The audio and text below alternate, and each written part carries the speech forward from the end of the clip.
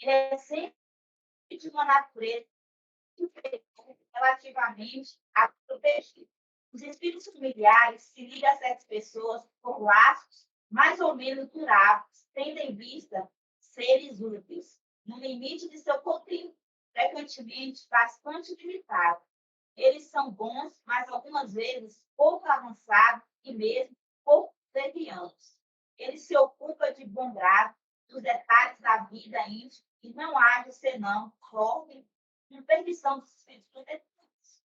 Os espíritos simpáticos são os que se sentem atraídos para nos dar afeição para afeições particulares e uma certa semelhança de gostos e de sentimentos, no bem como no mal. A duração de suas relações é quase sempre subordinada às circunstâncias. O mau gênio é um espírito imperfeito ou perverso que se liga ao homem para desviá-lo do bem e age por sua própria iniciativa e não, e não em virtude de uma missão. Sua tenacidade está em razão do acesso mais ou menos fácil que encontra. O homem está sempre livre para expressar sua voz ou repelindo.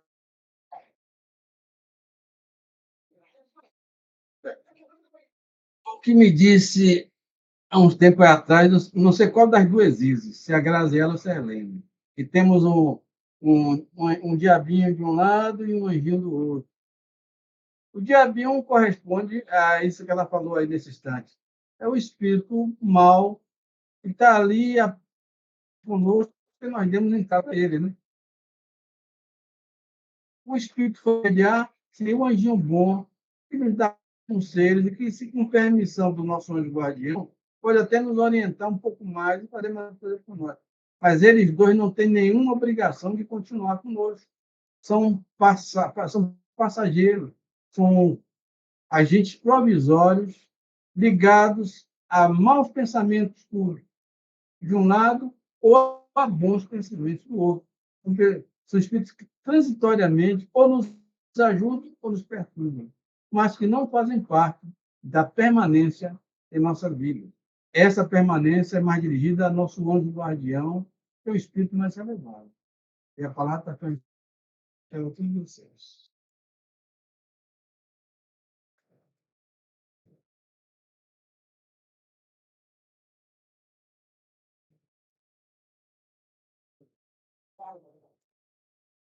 E se deve pensar dessas pessoas que parecem ligar-se a certos indivíduos para os compelir fatalmente à perdição ou para guiá-los num bom caminho?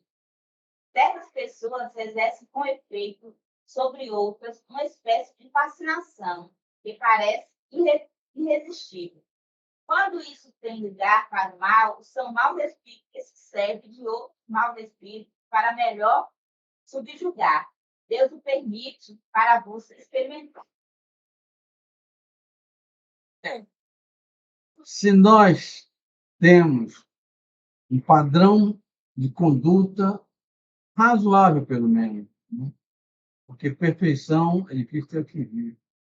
E nós temos a moral cristã em nossos relacionamentos, nossa vida diária, nós atraímos bons espíritos que, não sendo nossos anjos guardiões, no entanto, nos inspiram bons pensamentos, bons projetos, e nos ajudam até durante nossos trabalhos, até na vida física mesmo, no nosso trabalho físico, nosso emprego, e também nos incentivam a realizar boas obras. Esses bons espíritos, ainda eu repito, são provisórios e variam de acordo com o nosso grau de moralidade e nossos bons desejos, nossas boas intenções que os atraem. Os maus também, se de um lado se aproximam, como nós estamos com pensamentos trevosos, que às vezes ocorrem, por outro lado também, eles são afastados quando nós mudamos nosso tipo de pensamento para pensamentos positivos, pensamentos de amor, de compaixão, de caridade, de justiça, de misericórdia. Isso afasta os maus espíritos, que não querem outra coisa a não ser que nós caiamos nas mesmas tentações que eles caíram. Porque é desejo deles que nós vamos para o mesmo lugar onde eles estão, possamos, junto com eles, sofrer as mesmas situações difíceis porque as coisas nos passam. Você repare que quem toma cachaça sempre aceita pagar uns tragos para os pseudo-amigos que aparecem. Ah, por que, que ele paga, que ele gasta esse dinheiro para pagar um trago para um amigo? Para que eles fiquem na mesma situação que ele se encontra de viciosidade. Aí ele vai ter mais um para bater papo, mais um para conversar, mais um para acompanhar, mais um para sair cantando ébrio pela rua. E por isso que ele não se incomoda de gastar um pouquinho de dinheiro para atrair mais um para seu vício. E isso ocorre com todos os vícios, as drogas e outros vícios também. Porque quem está passando por uma situação de viciosidade quer companhia. Os maus odeiam os bons e tendem sempre a se associar a outros maus. Temos o exemplo de Jesus Cristo, já falamos aqui em outra ocasião, que o grupo de espíritos que naquele tempo estavam associados ao Sinédrio, aos religiosos da época, em sua maioria eram saduceus, eles estavam tão interessados em prejudicar Jesus que nem quando Pedro cortou a orelha de um dos que foram lá para aprisionar Jesus, eles não se incomodaram em prender Pedro naquela hora. Deixaram Pedro sozinho, só. Porque Jesus pegou a orelha, botou no lugar, ainda repreendeu Pedro e se entregou para eles, levarem, porque Jesus sabia que a missão dele estava perto de terminar. Porque viver na Terra, sendo um espírito de alta luminosidade como Jesus Cristo, é um suplício. Suportar essas ondas trevosas de pensamento que nós todo dia percebemos. Quem de vocês não recebe de vez em quando um mau pensamento e afasta naturalmente, né? Mas recebe um mau pensamento, uma vibração de ódio, de ira, de enfim, uma vibração trevosa. Sente e afasta, mas sente, né? Imagine um ser como Jesus que tinha uma aura extremamente ampla. Uma vez mediram a aura de nosso irmão falecido, Franciscano Xavier, e com os equipamentos eletromagnéticos que os americanos trouxeram, descobriram que ele tinha uma aura vibratória de 30 metros. Imagine a aura de Jesus. Jesus construiu a Terra. Ele, pregado naquela cruz, parecia tão frágil, tão alquebrado, tão perdedor. No entanto, ao seu espírito exalar o último suspiro, ele voltou a ser o quê? O maior espírito que já esteve nesse planeta. Construtor da própria Terra, do próprio planeta. Chefe de miríade de anjos que os cercam até hoje, certo? E que fazem parte do seu exército celestial do bem, de anjos misericordiosos e bondosos, que estão por toda parte, ajudando, protegendo, defendendo e amando esta humanidade que é dirigida, na verdade, espiritualmente por Jesus. E que esta Terra, este planeta, um dia terá a direção completa de Jesus, tanto espiritual como materialmente, através de seus mensageiros, que reencarnarão e tomarão posse das nações que hoje estão em luta, estão em guerra, e que mais tarde saberão encontrar a paz, fraternidade e o amor ao próximo. Minha palavra está tranquila a todos vocês.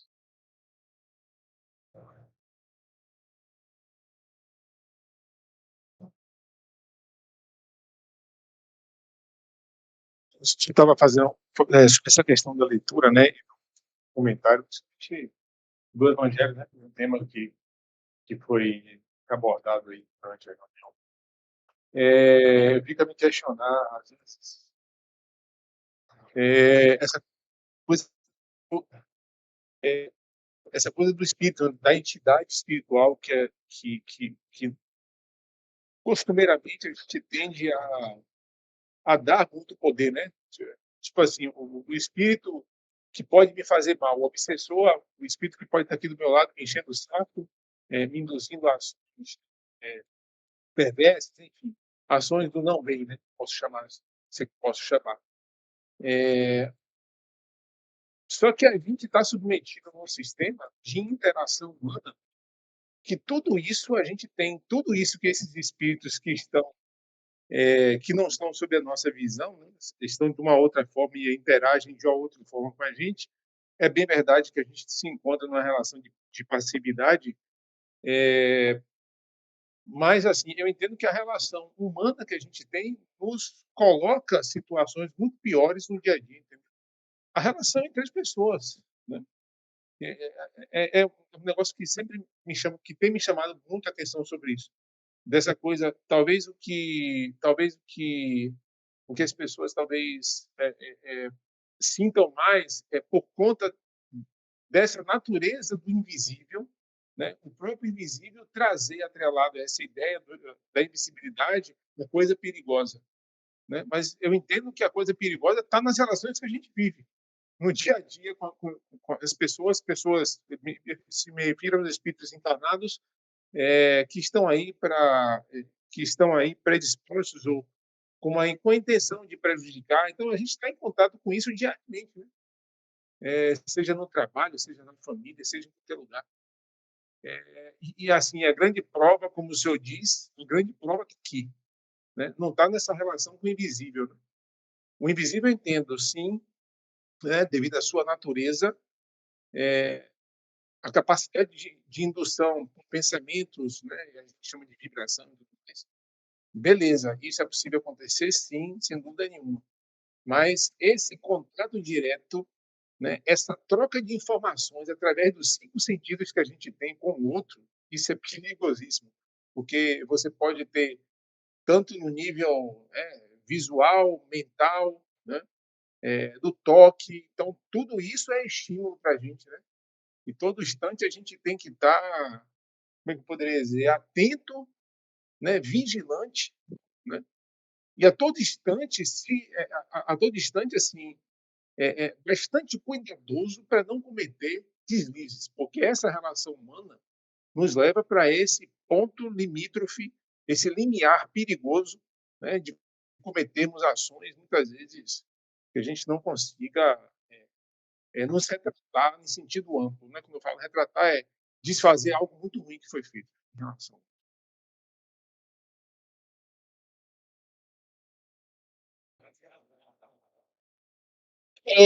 Só lembrando e refletindo aqui sobre Judas, né?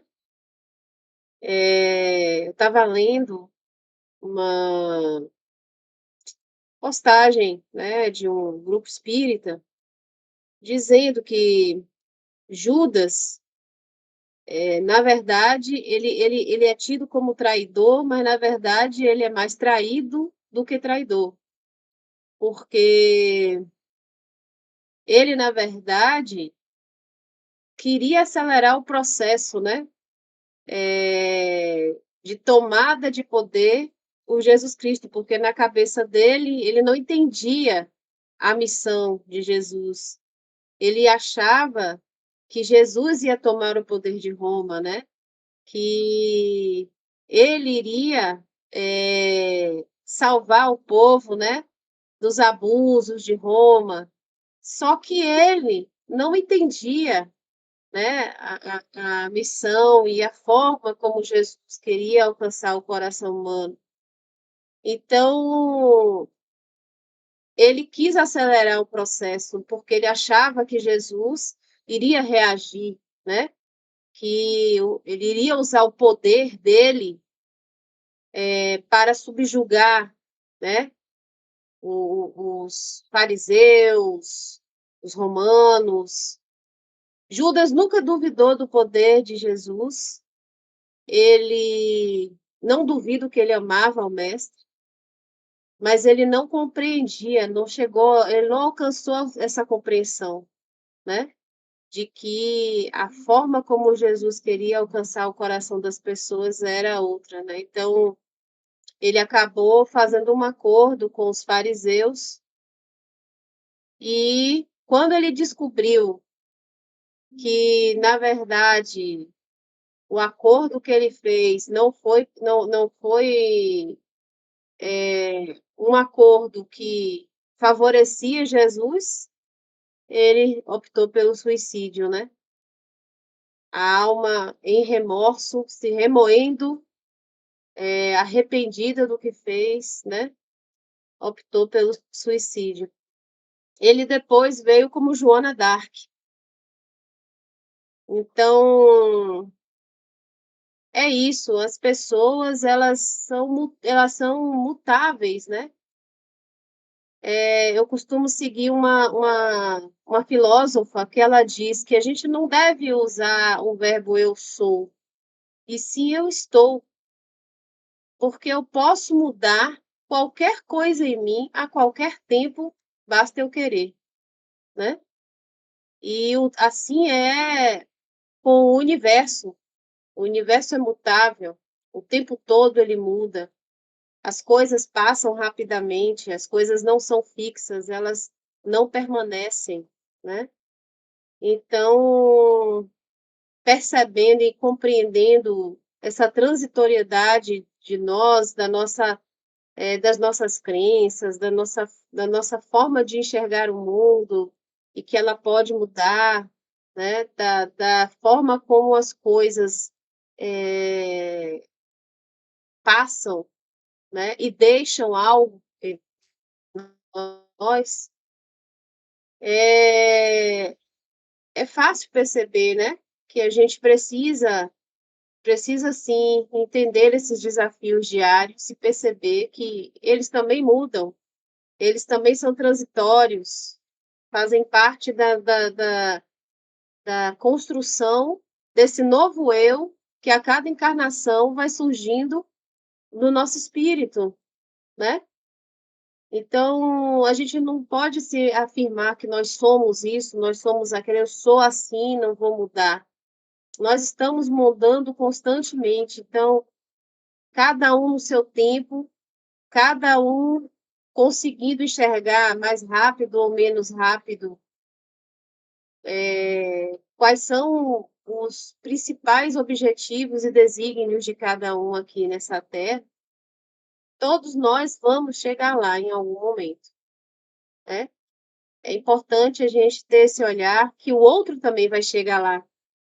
Se a gente conseguir entender que o outro também vai ser algo transitório, que está num processo de construção, talvez um pouco ou muito mais lento, mas ainda assim também vai mudar, vai aprender, né?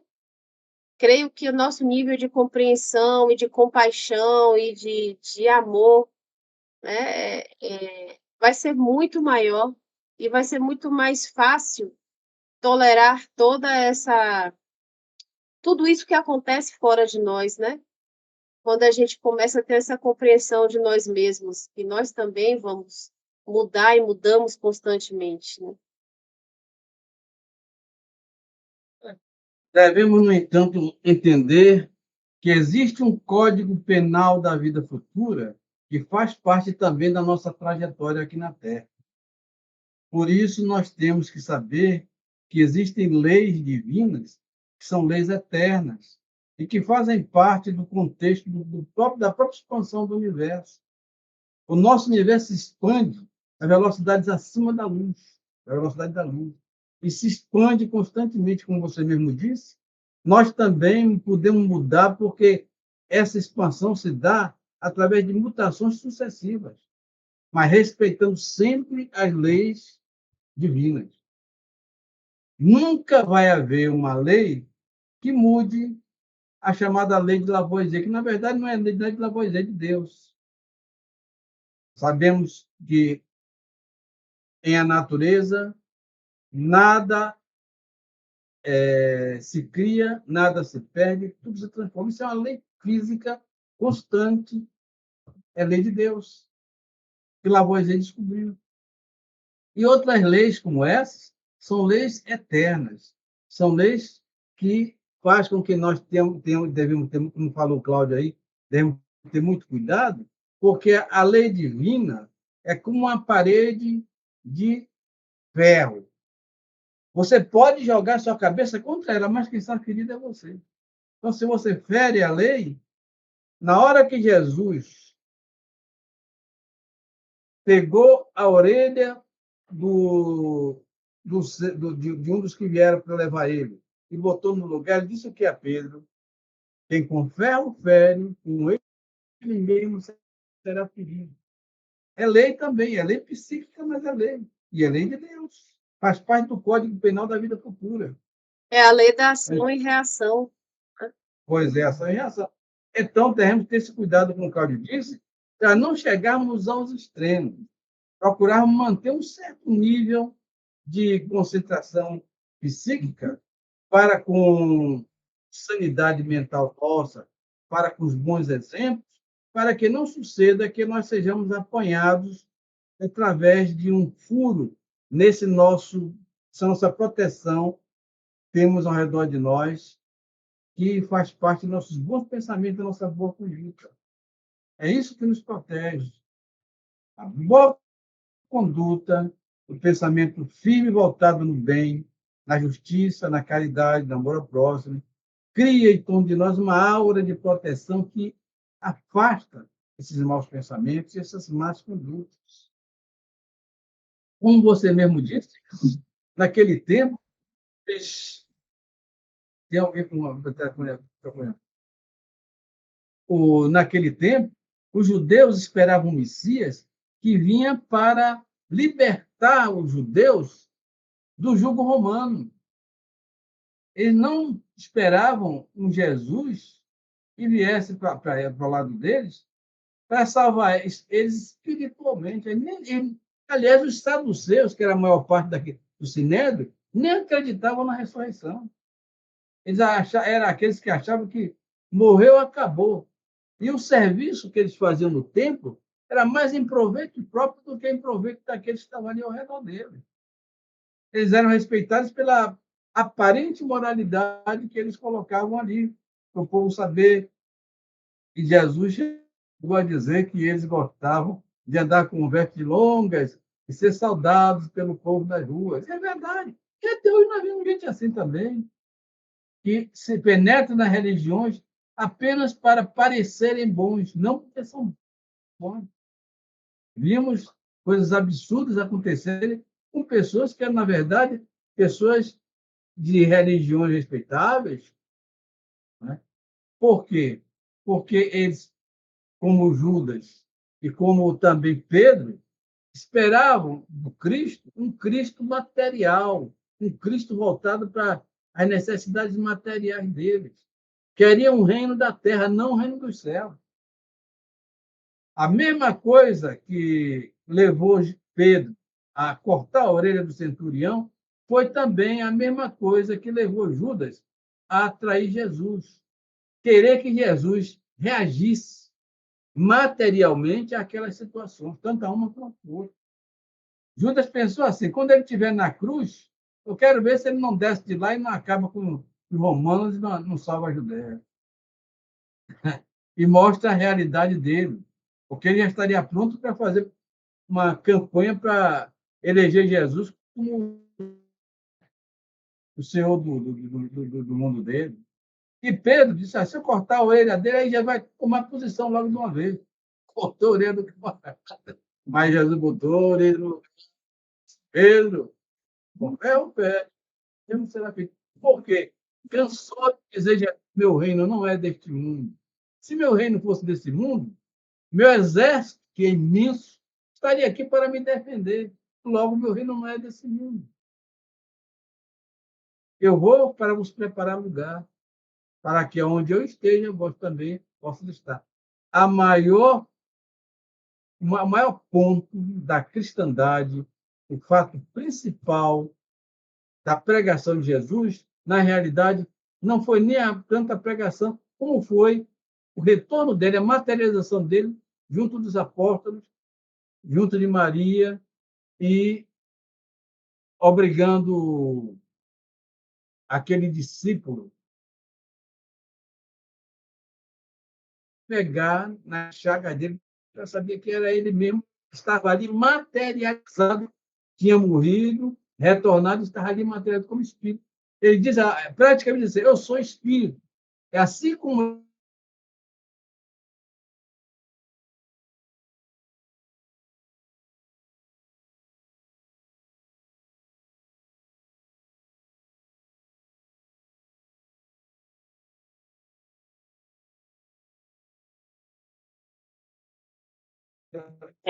Inclusive, nesse mesmo relato, diz que Judas ficou tão perturbado que quando Jesus desencarnou, dias a adormecer. Só depois ele voltou para poder incluir a missão dele, se materializar, porque o Judas estava extremamente perturbado lá no plano espiritual. tem espíritos que dizem que quando Jesus estava morrendo, logo depois que ele disse, Pai, perdoai, ele não sabe o que fala, os anjos já estavam ao lado dele e Jesus, quase sem poder falar pelas condições dele, sussurrou levemente para o anjo que fosse imediatamente buscar Judas, que estava num grande sofrimento, para ver se tentava evitar que ele se suicidasse. E só depois ele pendeu e faleceu. Jesus era aquela maravilha, é esse extraordinário que nós temos em nossa Agora, vida. coisa, né? Só interrompendo aí. Com todos esses desígnios de conhecimento, né, do próprio arquiteto aí do Jesus, conhecimento de tudo, né? De tudo que viria se manifestar, enfim. Ele sabia disso. Né? Você não parece coerente ou razoável considerar Judas um traidor, entende? Principalmente porque a intenção dele não era trair. Como a gente acredita, eu pelo menos acredito nisso, gente, eu acredito nisso, de que a intenção dele era, de fato, ver manifestado em Jesus o seu poder. Né? Jesus manifesta o seu poder, porque a gente precisa disso. Né? Tudo bem, a necessidade humana é diferente qual era o propósito divino de Jesus. O propósito era diferente. Talvez não o propósito, a forma era diferente. Né? O propósito era o mesmo, melhorar, né? Trazer essa consciência da vida eterna, principalmente. Mas a forma como fazer é diferente. Então, assim, eu não vejo a intenção do Judas não era ruim. Ele, infelizmente, usou o instrumento que ele tinha. Né? Passou-se tempo lá com Jesus, ficou na companhia dele. E outra coisa, justamente isso. Que perspectiva é essa que a gente tem, né? De olhar Judas como traidor, já que Jesus sabia? Não é verdade? O que iria acontecer? Então, que coisa é essa que a gente... Né? Sei, eu só estou aqui divulgando um pouco sobre isso. Não me parece razoável, não. Eu não estou nem pegando a questão do amor, né? Vamos falar do amor de Cristo, que está muito além das nossas discussões, dos nossos encontros aqui. A gente tenta minimamente internalizar isso em cada final de semana, nos lembrando dessa mensagem e tentando praticar isso durante a semana.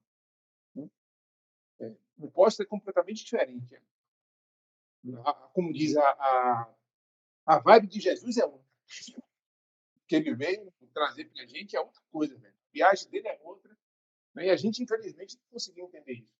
Não conseguimos entender até hoje. O fato é que estamos aqui. Mas é isso. Eu fico me questionando. Né? Tem coisas que a gente fica vendo os cenários acontecer e, pô, mas como é que fica tudo isso em relação a essa perspectiva maior? porque ele sabia de tudo. Inclusive de que iria chegar a hora dele. Se não fosse ali através dos...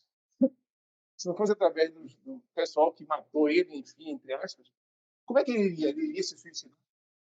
É uma pergunta. Se o tempo iria chegar, se ele não iria fazer isso, alguém teria que fazer isso com ele. Com a permissão dele, inclusive. É só um pensamento.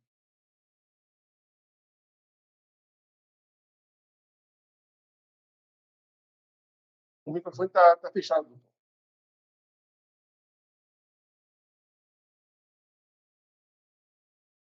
O microfone está fechado, doutor.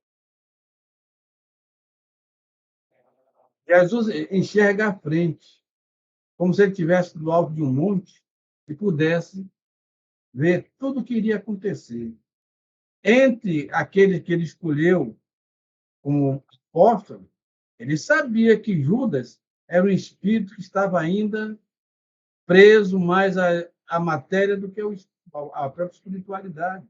Mas ele precisava de alguém que fosse testado naquela hora.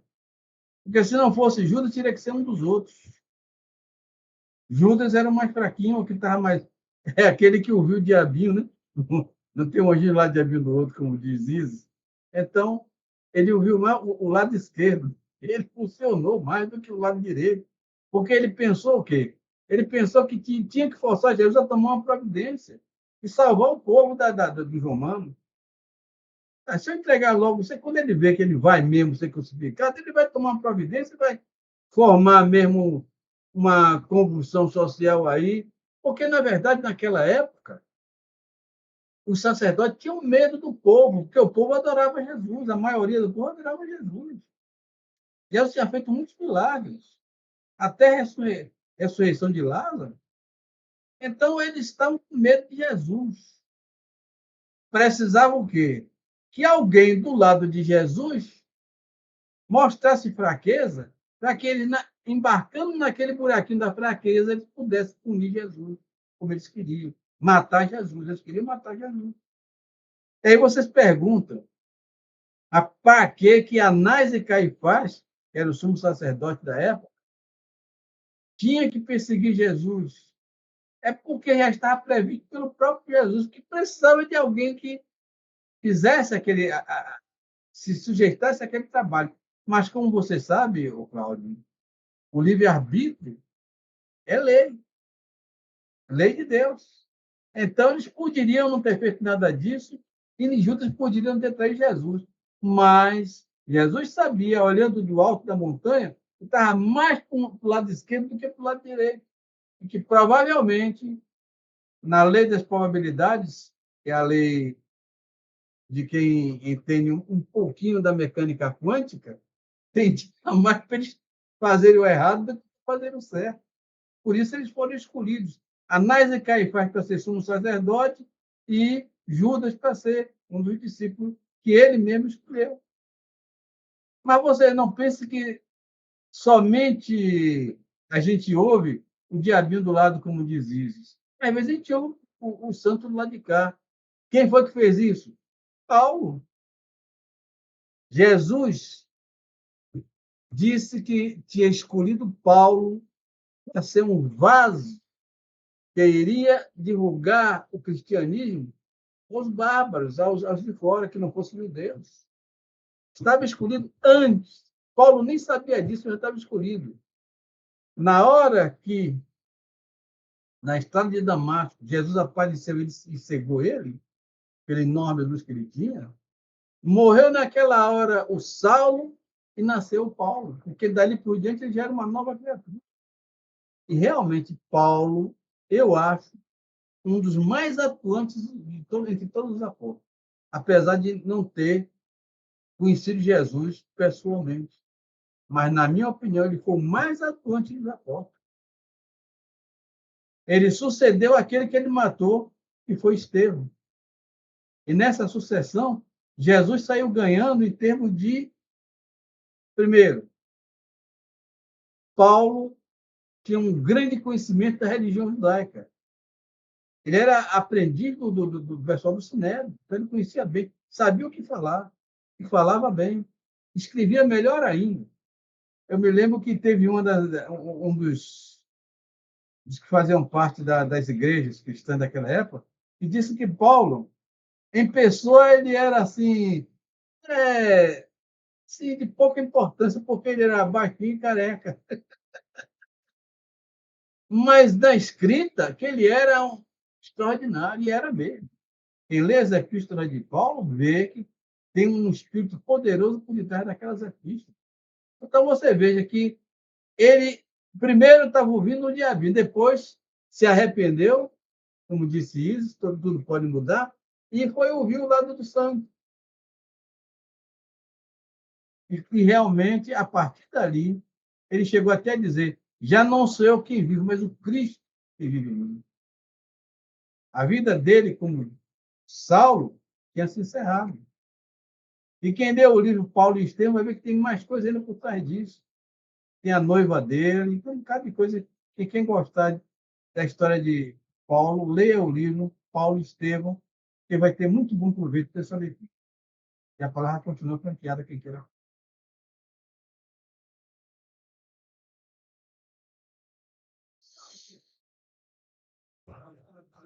Como ninguém quer falar mais, foi a última pergunta, né, Ju? Agradecendo a Jesus por tudo aquilo que foi dito e ouvido, e pedindo a Ele mesmo que nos dê forças, coragem, para vencer nossas más tendências e buscarmos ser cada vez mais dignos da palavra de Cristo e do sacrifício que Ele fez por toda a humanidade. Rogamos, Jesus, que nos dê força, nos dê coragem para vencer nossas imperfeições, que nos ajude a ser uma pessoa melhor a cada dia.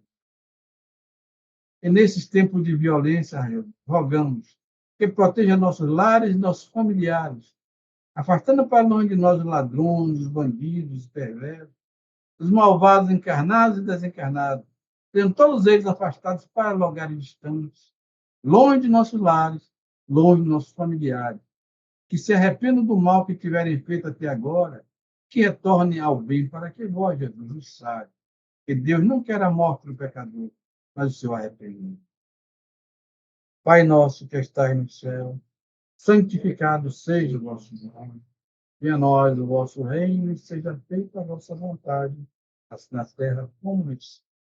O nosso de cada dia nos dai hoje. Perdoa as nossas ofensas, assim como nós perdoamos a quem nos tem ofendido. E não nos deixes cair em novas tentações, mas livra-nos de todo o mal, que é assim.